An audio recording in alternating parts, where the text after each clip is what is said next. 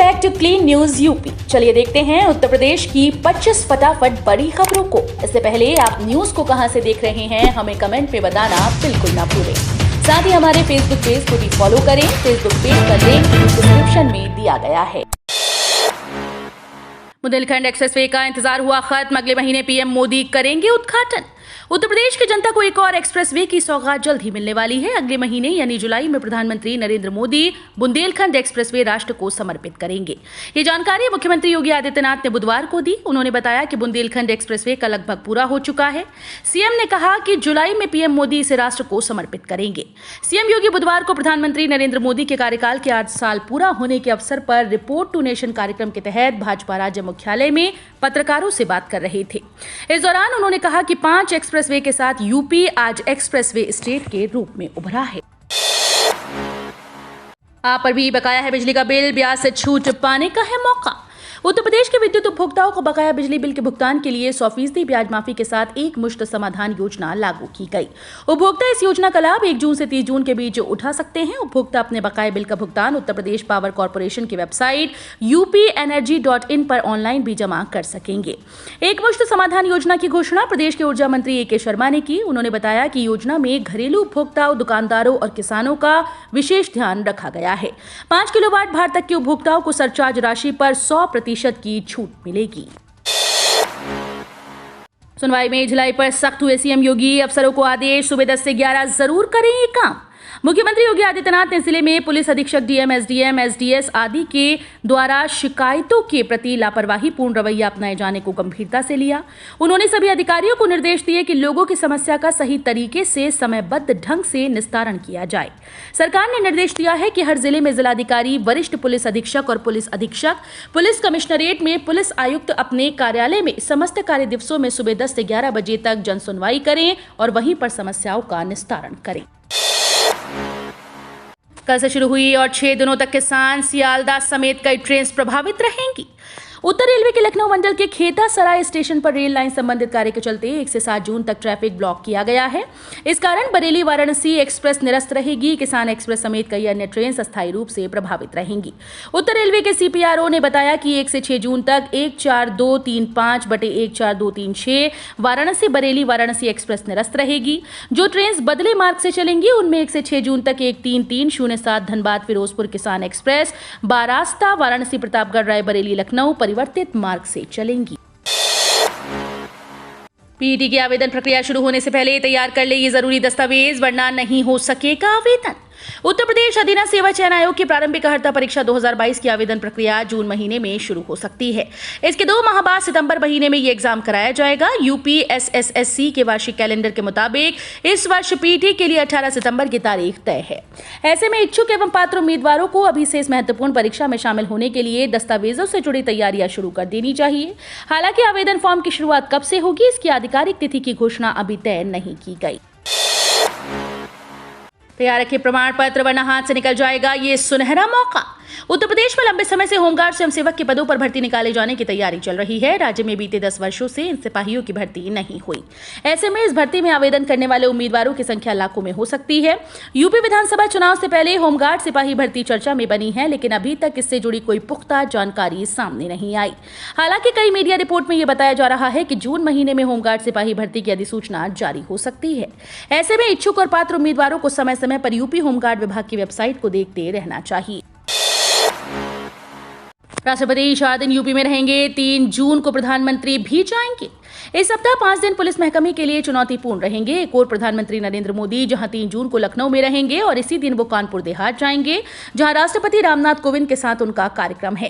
राष्ट्रपति 3 जून से 6 जून तक प्रदेश के विभिन्न जिलों में रहेंगे। इन दौरों को लेकर पुलिस मुख्यालय ने भी कमर कस ली है। मुख्यालय स्तर से प्रत्येक जिलों में SP रैंक के एक अधिकारी की ड्यूटी लगाई जा रही है। जानकारी के अनुसार 3 जून को प्रधानमंत्री नरेंद्र मोदी दिन में 11 बजे लखनऊ पहुंचेंगे और ग्राउंड ब्रेकिंग सेरेमनी में हिस्सा लेंगे। यहां उनका 1.5 घंटे का कार्यक्रम है। सीएम योगी आदित्यनाथ ने गिनाई सरकार की उपलब्धियां। मोदी सरकार के 8 वर्ष पूरे होने के मौके पर उत्तर प्रदेश के मुख्यमंत्री योगी आदित्यनाथ ने बुधवार को भाजपा प्रदेश कार्यालय में सरकार की उपलब्धियां गिनाई। उन्होंने कहा कि गरीबी हटाओ के नारे दशकों से देश के अंदर लगते थे, लेकिन गरीबी उन्मूलन के लिए 35-40 वर्षों में कुछ नहीं हुआ। लेकिन प्रधानमंत्री नरेंद्र मोदी ने जो कहा वो करके दिखाया, उसके परिणाम सभी के सामने हैं। उत्तर प्रदेश भाजपा मुख्यालय में 8 साल सेवा सुशासन गरीब कल्याण कार्यक्रम के अवसर पर पत्रकारों को संबोधित करते हुए मुख्यमंत्री योगी आदित्यनाथ ने कहा कि प्रधानमंत्री नरेंद्र मोदी के नेतृत्व में विगत 8 वर्षों से केंद्र सरकार ने सेवा सुशासन व गरीब कल्याण के क्षेत्र में देश की 135 करोड़ जनता के मन में एक नया विश्वास भरा है। अब आयुष्मान भारत योजना से करा सकेंगे बोन मैरो ट्रांसप्लांट, असाध्य रोगियों को जांच की भी सुविधा। आयुष्मान भारत प्रधानमंत्री जन आरोग्य योजना का लाभार्थियों के लिए राहत देने वाली खबर है। अब आयुष्मान भारत योजना के तहत हड्डी रोग देसी या विदेशी कोई भी इम्प्लांट लगवा सकेंगे। वहीं अब उन्हें इस योजना के तहत बोन मैरो ट्रांसप्लांट की भी सुविधा दी जाएगी। सस्ता हो गया एलपीजी सिलेंडर, आज से 135 रुपए कम हो गए दाम। एलपीजी सिलेंडर के नए रेट जारी हो गए हैं। इंडियन का सिलेंडर 135 रुपए सस्ता हो गया। पेट्रोलियम कंपनी इंडियन ऑयल ने कमर्शियल सिलेंडर के रेट में ये कटौती की, जबकि घरेलू एलपीजी सिलेंडर उपभोक्ताओं को कोई राहत नहीं मिली। 14.2 किलो वाले घरेलू सिलेंडर न सस्ता हुआ और न महंगा। अब ये भी 19 मई वाले रेट से ही मिल रहा है। बता दें कि मई में घरेलू एलपीजी सिलेंडर के उपभोक्ताओं को 2 बार झटका लगा। घरेलू सिलेंडर के रेट महीने में पहली बार 7 मई को 50 रुपए बढ़ाए गए थे और 19 मई को भी घरेलू एलपीजी गैस सिलेंडर के दाम में वृद्धि की गई। सरकार ने कर दिया धमाका, बिजली की अब जरूरत नहीं। अब सरकार ऐसा प्लान लेकर आई है जिससे बिजली कनेक्शन की जरूरत नहीं पड़ेगी। बस आपको थोड़ा सा कदम उठाने की जरूरत है। आप सरकार की सहायता से सोलर प्लांट लगवा सकते हैं, जिससे लोगों को बड़े स्तर पर फायदा मिलेगा। बिजली आने जाने की कोई टेंशन नहीं रहेगी। आप सरकार के द्वारा दी जा रही छूट पर सोलर प्लांट फिट करवा सकते हैं। हालांकि आप अपने घर पर जो सोलर प्लांट लगवाएंगे उसके साइज पर ही सरकार द्वारा दी जाने वाली सब्सिडी निर्भर करेगी। जैसे कि अगर आप बड़ा सोलर प्लांट लगवाते हैं तो आपको ज्यादा सब्सिडी मिलेगी, जबकि छोटा प्लांट लगवाने पर कम सब्सिडी मिलेगी। अवध विश्वविद्यालय के कुलपति प्रोफेसर रविशंकर सिंह हटाए गए। नियुक्तियों में गड़बड़ी के लगे थे आरोप। अवध विश्वविद्यालय के कुलपति प्रोफेसर रविशंकर सिंह को उनके पद से हटा दिया गया है। चर्चा है कि नियुक्तियों में गड़बड़ी की शिकायतों की वजह से राजभवन ने उनसे इस्तीफा लिया, जबकि कुलपति प्रोफेसर सिंह का कहना है कि स्वास्थ्य वजहों से उनका इस्तीफा हुआ। मिली जानकारी के अनुसार प्रोफेसर रविशंकर सिंह की जगह प्रोफेसर अखिलेश सिंह को विश्वविद्यालय के कुलपति का अतिरिक्त प्रभार दिया गया। उन्होंने पदभार ग्रहण भी कर लिया। बताया जा रहा है कि गलत ढंग से नियुक्तियों को लेकर विश्वविद्यालय के कुछ शिक्षकों ने कुलपति की शिकायत की थी।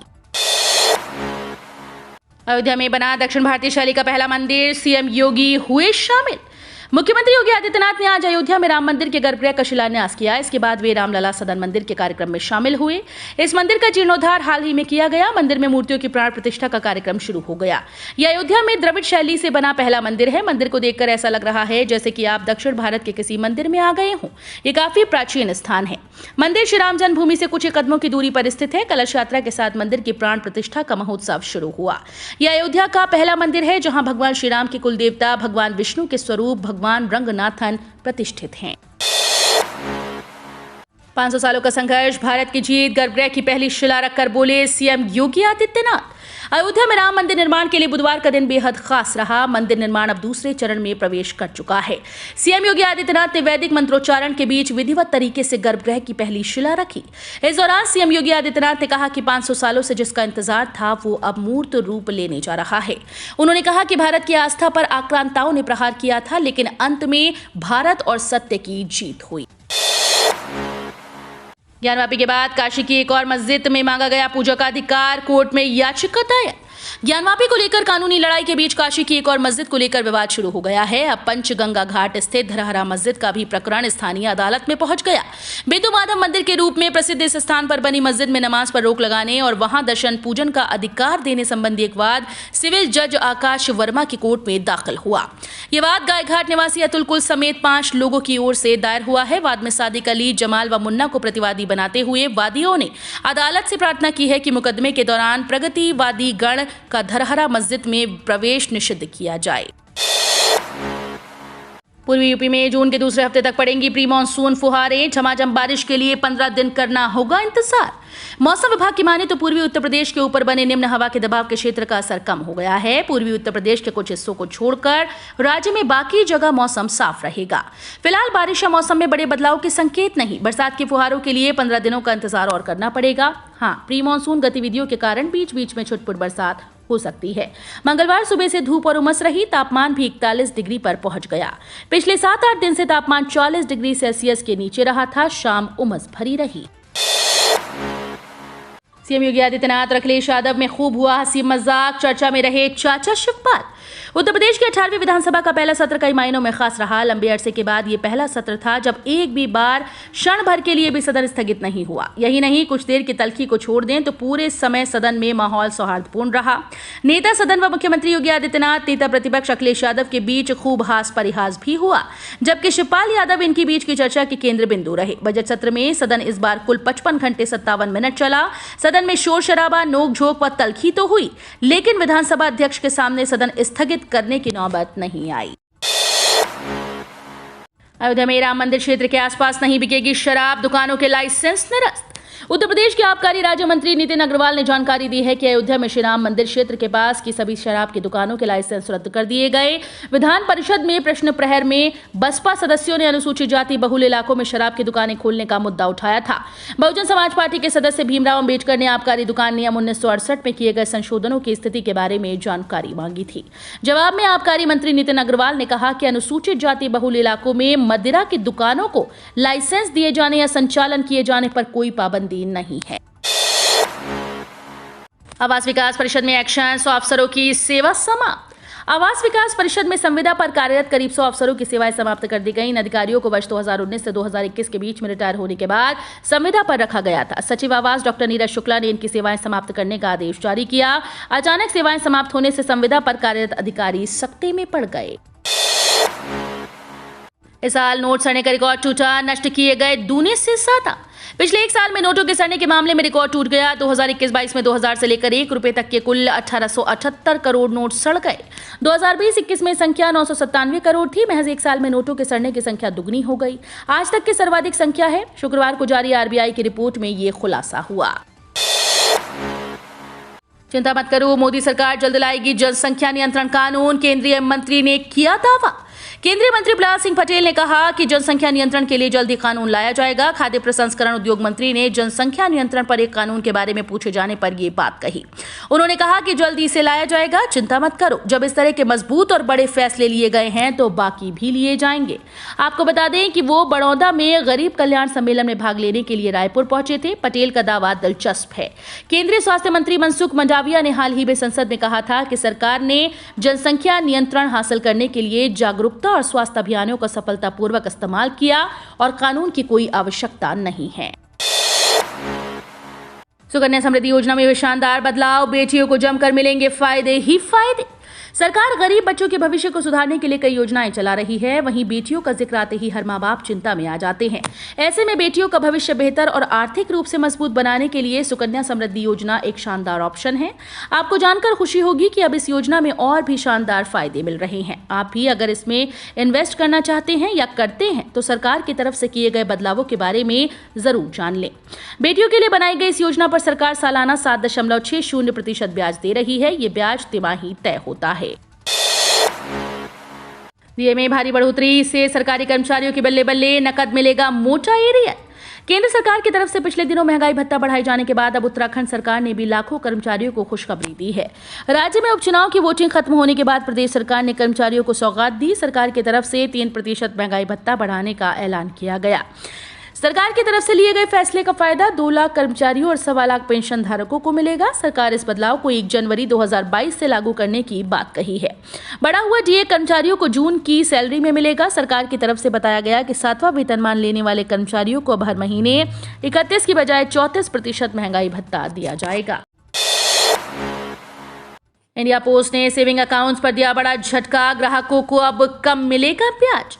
इंडिया पोस्ट पेमेंट्स बैंक में सेविंग अकाउंट है तो आपके लिए बुरी खबर है। दरअसल डाक विभाग के अधीन आने वाले आईपीपीबी ने सभी सेविंग अकाउंट पर ब्याज दरों में 25 बीपीएस की कटौती की है। कटौती के बाद की नई दरें 1 जून 2022 से लागू हैं। इंडिया पोस्ट पेमेंट्स बैंक के सेविंग अकाउंट पर अब ब्याज दर 2% सालाना है।